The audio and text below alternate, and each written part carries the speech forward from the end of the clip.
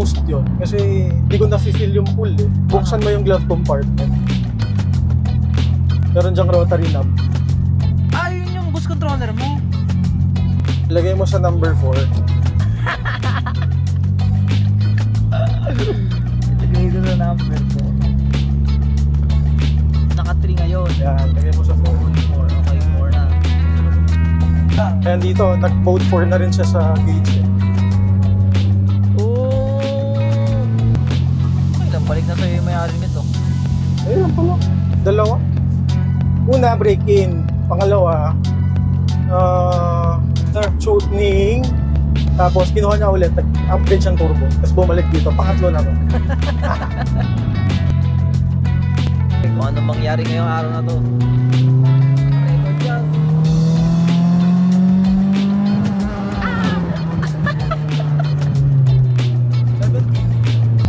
Na kami sa dance floor ng Bae. Here we go, guys.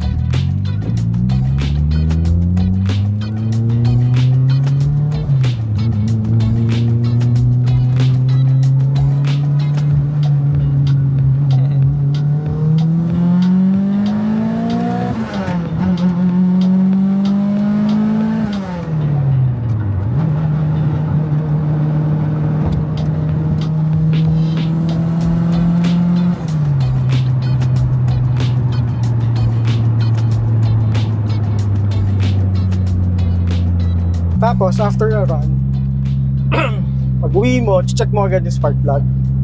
I-confirm mo doon yung nasa data log mo. Yung sunog? Isa yon. Tapos, meron ding indicator doon kung gano'ng kalaki na yung ignition timing mo, kung may room pa ba, may room ka pa ba for more ignition timing, or sobra na, gano'n. Makikita mo rin sa spark plug. Pero basically, lahat ng ginagawa mo sa tuning, meron yung physical counterpart na doon mo i-check.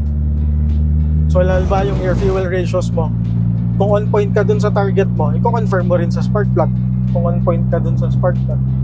Kasi yun yung totoong magsasabi sa iyo na okay, running lean ka, running rich ka dito. Ganun. Partial throttle, full throttle, on boost. Ganun.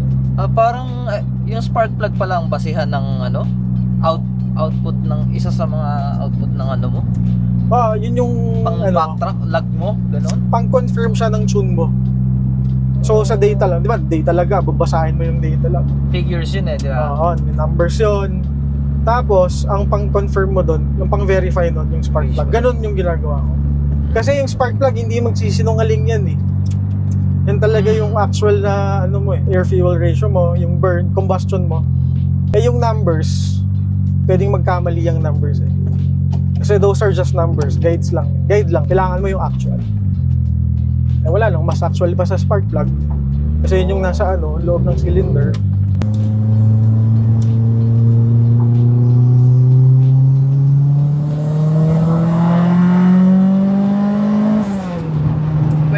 PSI. Ang haba.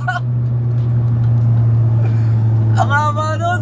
Paano mo ubusin yung 30 talaga? Pang SLX lang eh. Manggigigil ka dito. Pero ayun nga, before tayo mag-BRC last week, nagbawas ako ng power. So hindi ito yung power na ginagawa niya talaga. Hindi pa ito yung potential niya.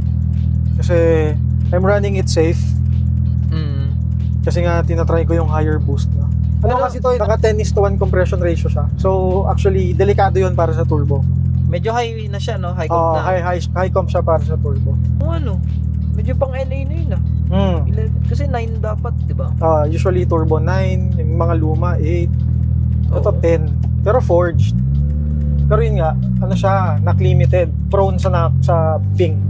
So kailangan maingat ka. Yung gauge, nandito na lahat ng data na kailangan ko as a driver. Lahat ng sensor.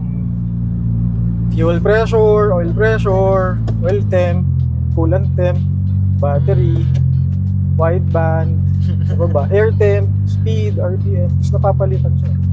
Ayan. Oy! Parang Pwede mo siyang lagyan ng 5, pero ilan lang nilagay ko para hindi magulo.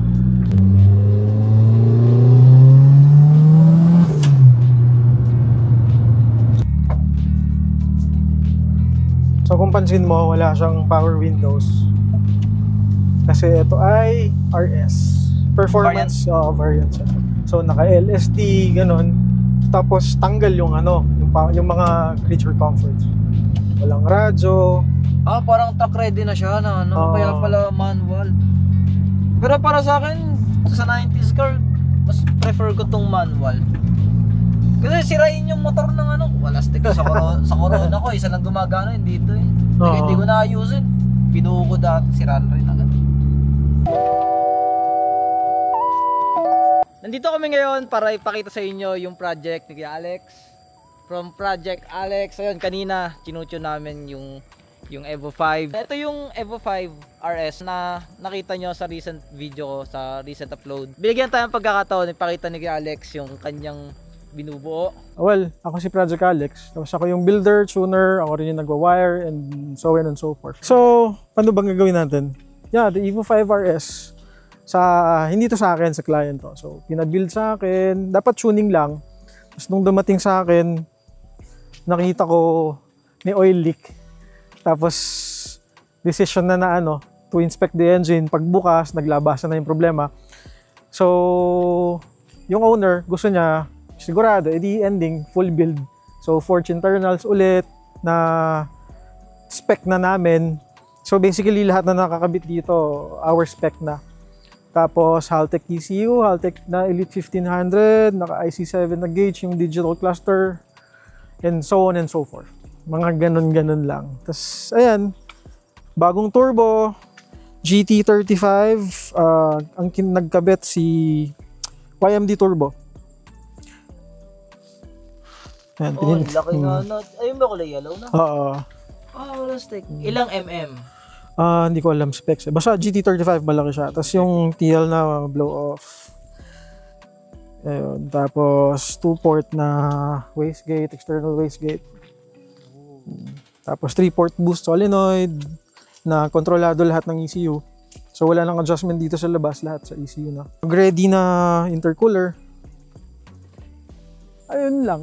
So kanina, nag-data lang kami. Nagtatry ako mag-up ng boost kasi target namin, well, gusto nang may-ari 30, pero ang compression ratio niya kasi 10:1 eh. So, knock-limited yung makina. 24, 23, 24, 25, depende kung makarinig ako ng knock or hindi. 23 so far, yung kanina kong nakita. 23 PS sa iba kanina. Yes. So kanina, nagbawas kami ng power. Basically, nagbawas kami ignition timing para hindi stress yung makina, para lang matry yung high boost. So, pag nakokontrol na namin yung boost, stable na yung boost control, pwede na akong magtaas uli ng ng timing for more torque and more HP. Connected naman yung dalawa eh. Kasi ang formula naman horsepower is RPM times torque divided by 52. Yun yung horsepower. So, yung RPM and torque, konektado yun sa HP. So, yun lang. Nothing really special with what I do. Iba rin naman gumagawa nito. Pero nung dinala sa to, wala pa halos lahat ng nandyan nakikita natin, no?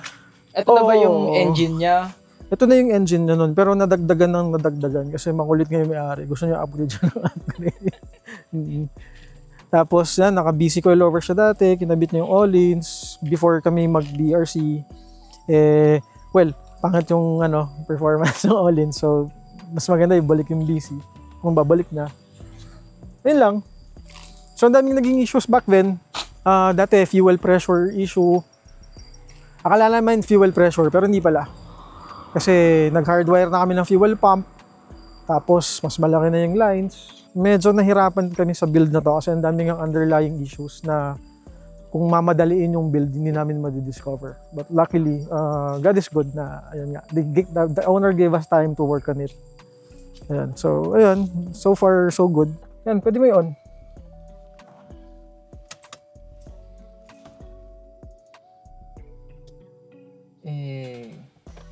Naka-cluster gauge na IC7, hindi na yung analog. So, Haltech yan. Andiyan na lahat ng data na kailangan ko pag nagda-drive. Kasi hindi naman all the time hawak ko yung laptop eh, lalo na pag nag-street tune ako. Nilagay namin yan para kita namin lahat ng information na kailangan namin habang binibuild and habang chinutune namin yung sasakyan. Kasi yun nga, ulitin ko, ang dami niyang underlying issues dati na hindi naman namin alam pa kasi iba't ibang builders na rin pinagdaanan niya through the course of its life. So, nung sa amin umabot, syempre, inalam namin yung mga sunod-sunod na problem since hindi nga siya perfect condition pa nung sinutsun namin. Even after the build, laging meron pang problema. So, naglagay na kami ng digital cluster para kita namin lahat ng information habang nagdadrive ako. Kasi hindi all the time hawak ko yung laptop. Ang hirap hirap talaga. Lalo na sa kali. Maliit yung display dyan. Oo. Like dito, nasa harapan na mismo. Yun nga. Saka pag nagtetest ka sa kali, ang bilis kasi hindi naman, yun nga, turbo kasi. So, yung split second na yun, ang haba na ng distance na travel mo. Hindi pwedeng nakatingin ka sa laptop nun. Delikado. So, pwede yun sa dyno. So, yun nga. As much as possible, lahat ng information na kailangan ko, nandun na sa gauge. Okay din, kasi nakakatuwa rin yung may-ari na sobrang supportive siya. Ito ba yung button? Pwede mo ilipat. Naku, ako yung may-ari ito. Yung down. Nagsisigaw na ako ng ilang araw. Wow. Well, nakakatuwa din yung may-ari kasi sobrang supportive na sige po, ayusin lang natin. Walang reklamo ba?